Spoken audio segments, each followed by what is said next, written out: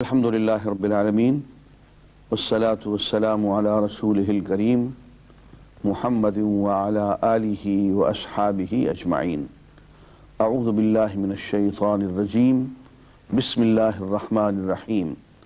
وإذا سألك عبادي عني فإني قريب أجيب دعوة الداعي إذا دعان. صدق اللہ العظیم. عزیزان گرامی، السلام علیکم. پروگرام آمین دعا کا پروگرام ہے اور انشاءاللہ یہ اللہ نے توفیق دی تو پورے رمضان جاری رہے گا. ہم اس میں اللہ سے دعا بھی کریں گے اور انبیاء کی دعائیں اور حضور کی دعائیں بھی انشاءاللہ پڑھیں گے، مگر اس سے پہلے ہم دعا کی حقیقت اور ضرورت پہ گفتگو کریں گے. ارشاد باری تعالیٰ ہے کہ اے نبی صلی اللہ علیہ وآلہ وسلم، میرے بندے اگر آپ سے میرے متعلق پوچھیں کہ میں کہاں ہوں، کسی کی سنتا بھی ہوں یا نہیں، فإنی قریب، بتا دیں کہ میں بہت قریب ہوں. اجیب دعوت الداعی اذا دعان، جب پکارنے والا مجھے پکارتا ہے میں اس کی پکار کا جواب دیتا ہوں. ان کی قربت کا تو یہ حال ہے کہ وہ کہتے ہیں کہ وَنَحْنُ أَقْرَبُ إِلَيْهِ مِنْ حَبْلِ الْوَرِيدِ، ہم تو اپنے بندے کی رگے جان سے بھی زیادہ قریب ہیں. اور نصر اللہ خان عزیز نے کہا کہ شہرک تو بہت دور ہے اے جان تمنا، آ میرے قرین اور قرین اور قرین اور. اس کی قربت کا کیا ٹھکانہ ہے. اور جگر مراد آبادی نے کہا کہ آ کہ نہ جانے تجھ بن کب سے روح ہے لاشا جسم ہے مدفن. عزیزان گرامی، اس کی قربت ہی زندگی ہے اور اس کی قربت کا احساس ہی حیات حقیقی ہے. اس کو علامہ اقبال بہت خوبصورت الفاظ میں بیان کرتے ہیں کہ دو عالم سے بیگانہ کرتی ہے دل کو، عجب چیز ہے لذت آشنائی. فرمایا میں بہت قریب ہوں، مانگ کے تو دیکھو میں جواب دیتا ہوں، قبول کرتا ہوں. اور ایک جگہ یوں فرمایا وقال ربکم ادعونی استجب لکم ان الذین یستکبرون عن عبادتی سیدخلون جہنم داخرین. یہ سورہ المؤمن کی آیت نمبر 60 ہے.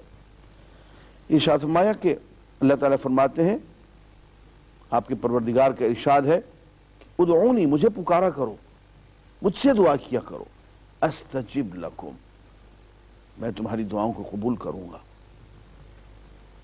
اور دیکھو جو لوگ گھمنڈ میں آ کے مجھ سے دعا نہیں مانگتے اور مجھ سے مانگنے سے، میری عبادت سے منہ موڑتے ہیں، تو میں تو انہیں ذلیل و خوار کر کے جہنم میں ڈال دوں گا. عزیزان گرامی، پہلی بات تو یہ ہے کہ فرماتے ہیں مجھ سے مانگا کرو. اور یہ یوں ہے کہ جب ہم نماز پڑھتے ہیں تو کہتے ہیں ایاک نعبد و ایاک نستعین، اے ہمارے آقا، ہمارے رب، ہم آپ کی اور صرف آپ کی عبادت کرتے ہیں، کسی اور کی نہیں کرتے. و ایاک نستعین، اور آپ سے اور صرف آپ سے ہم دعا کرتے ہیں، مانگتے ہیں، کسی اور سے نہیں مانگتے. دوستو، غیر سے مانگنا تو یوں ہے نا، یہ توحید کی دو بنیادیں ہیں، صرف اللہ کی عبادت کرنا، صرف اللہ سے مانگنا. اور ایسی شرک کی دو بنیادیں ہیں، اللہ کی عبادت کرتے کرتے غیر کی عبادت کرنے لگ جانا، اللہ سے دعا کرتے کرتے غیر سے دعا کرنے لگ جانا. عزیزان گرامی، کسی غیر سے مانگنا ایسا ہے جیسا کہ آپ کسی بادشاہ کے یہاں درخواست دینے جائیں اور وہاں پتہ چلے کہ ایک بہت بھیڑ ہے اور درخواست دینے والوں کی. اب آپ دربار تک تو جائیں نہیں اور کسی درخواست دینے والے کے ہاتھ میں درخواست تھما دیں کہ یار تو میرا کام کر دے. ایک شخص ڈوب رہا ہو، کسی دوسرے ڈوبنے والے سے کہے مجھے بچا لے، تو کیا بچائے گا اس کو؟ ایک شخص بھکاری ہے، وہ کسی دوسرے بھکاری سے کہے مجھے خیرات دے دو، ارے یار وہ تو خود بھکاری ہے، وہ تجھے کیا دے گا؟ اللہ کو چھوڑ کے غیر سے مانگنا ایسا ہی ہے جیسے کوئی ڈوبنے والا کسی ڈوبنے والے سے کہے مجھے بچا دے، کوئی بھکاری کسی دوسرے بھکاری سے کہے یار کچھ دے دے۔ فرمایا کہ مجھ سے مانگو، ادعونی، صرف مجھ سے مانگو، مجھے پکارو اور میں تمہاری پکار کا جواب دوں گا۔ عزیزان گرامی، یہاں ایک اہم بات میں آپ کی خدمت میں عرض کرنا چاہتا ہوں۔ لوگ عام طور پہ اس وہم میں مبتلا ہوتے ہیں کہ یار جو اللہ کی تقدیر میں لکھا ہے وہ ہو کے رہے گا، اب کیا مانگتے پھریں؟ ایسا نہیں ہے۔ بعض دفعہ تقدیر میں یہ لکھا ہوا ہوتا ہے کہ آپ مانگیں گے اور آپ کو ملے گا۔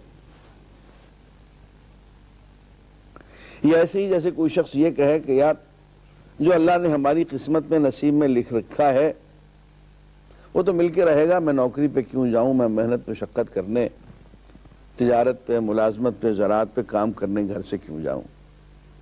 او بھائی، اللہ نے تمہاری تقدیر میں یہی لکھ رکھا ہے کہ تم کھیت میں جا کے ہل چلاؤ گے تمہیں یوں ملے گا، تم تجارت کرو گے تو اس تجارت سے تمہیں یہ ملے گا، تم ملازمت کرو گے تمہیں تنخواہ میں یہ ملے گا۔ یہ سب باتیں تقدیر کا حصہ ہیں۔ اور ایک راز کی بات آپ کے کان میں کہہ دیتا ہوں جس کا اکثر لوگوں کو پتہ نہیں ہے۔ اللہ تعالی اپنے بندوں کے لیے اپنی تقدیر بھی بدل دیتے ہیں۔ اب یہی تو کیا تھا نا حضرت یونس علیہ السلام کو، قید کر دو اس کو مچھلی کے پیٹ میں، ڈال دیا۔ اب اس سے خطرناک کوئی قید خانہ ہو سکتا ہے؟ اور اندھیرا ہی اندھیرا، فنادى في الظلمات، حضرت یونس نے اندھیروں میں پکارا، لا الہ الا انت سبحانک انی کنت من الظالمین، تیرے علاوہ تو کوئی عبادت کے لائق نہیں ہے، تیرے علاوہ تو کوئی اور ذات گرامی ہے ہی نہیں جس سے مانگا جائے اور وہ نجات دے دے، اور تو ہر کمی سے پاک ہے، جو کمی ہے، عیب ہے، خرابی ہے وہ تو اس بندے میں ہے، انی کنت من الظالمین، میں ظالموں سے تھا۔ آپ دیکھ لیجئے کہ وہ سارا نقشہ ہی بدل گیا۔ یا تو حکم ہوا تھا کہ اس کو قید کر دو، مچھلی کے پیٹ میں ڈال دو، اور ایک قرآن مجید میں آتے کہ اگر وہ یہ تسبیح نہ کرتے اور اللہ کو یوں نہ پکارتے تو قیامت تک ایسے ہی مچھلی کے پیٹ میں رہتے۔ دعا ہوتے ہی یہ آیت کریمہ ہے، اللہ تعالیٰ نے فوراً ان کی نجات کا سامان کر دیا، سزا کا فیصلہ بدل دیا، نہ صرف ان کو مچھلی کے پیٹ سے باہر نکالا بلکہ وہیں ساحل پہ ان کے لیے خوراک کا انتظام کر دیا، اور پھر اسی عزت و اکرام اور اسی نبوت اور اسی شان، اسی عہدہ خلافت و نبوت کے ساتھ واپس برقرار اپنے عہدے پہ۔ فرمایا وَيَمْحُ اللَّهُ مَا يَشَاءُ وَيُثْبِتُ، اللہ تعالیٰ جو چاہتے ہیں مٹا دیتے ہیں اپنی لکھی ہوئی تقدیر سے، وَيُثْبِتُ، اور جس کو چاہتے ہیں باقی رکھتے ہیں، وَعِنْدَهُ أُمُّ الْكِتَابِ، اور اللہ کے پاس ایک لوح محفوظ ہے، ایک کتاب ہے بہت فرمایا لا يرد القضاء الا الدعاء، قضاء کو، تقدیر کو صرف ایک چیز بدلتی ہے اور وہ دعا ہے۔ وآخر دعوانا الحمدللہ رب العالمین۔